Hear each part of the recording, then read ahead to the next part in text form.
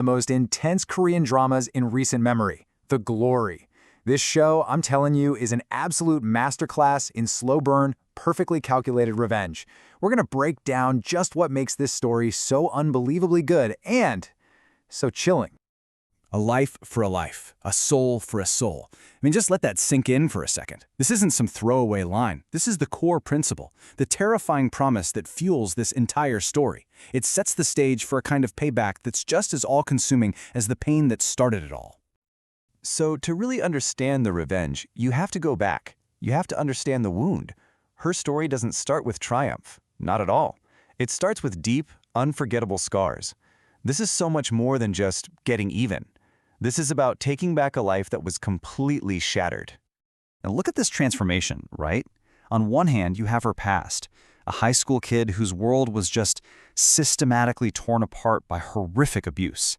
And then you have her present, the woman she became. She wasn't just a survivor. No, she was a weapon, forging herself for one single, all-consuming purpose: vengeance. Okay, so let's meet our main players in this deadly game.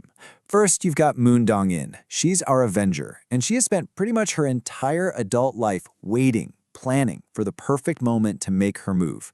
And who's her target? Park Yeon-jin, the ringleader of the bullies, who's now living this picture-perfect, wealthy life, a life built right on top of the pain she caused.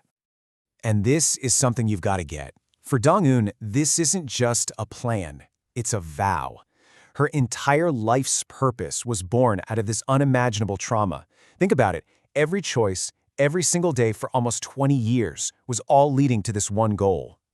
Which brings us to the plan itself.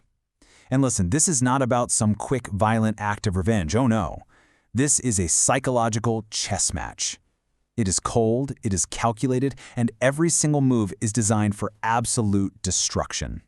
Her plan is just breathtaking in its patience. First, there were decades of prep work, just studying, saving, positioning herself perfectly. Then step 2, infiltration. And this is where it gets brilliant and just cruel. She becomes the homeroom teacher for her main tormentor's own daughter. And finally, the takedown. She starts unearthing all their dark secrets and uses them to make their perfect lives crumble from the inside. It really is a chess match. It's not about big, loud fights. It's about the quiet, terrifying precision of a grandmaster who is slowly, methodically backing her opponents into a corner where there is absolutely no way out. So, how does she pull it off? Well, she essentially becomes a puppet master. She manipulates everyone around her targets, turns their allies against them, and exposes secrets they thought were buried forever.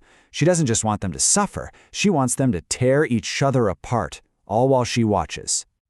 But as her plan starts to work, as these people start to fall, the story starts asking a much, much deeper question.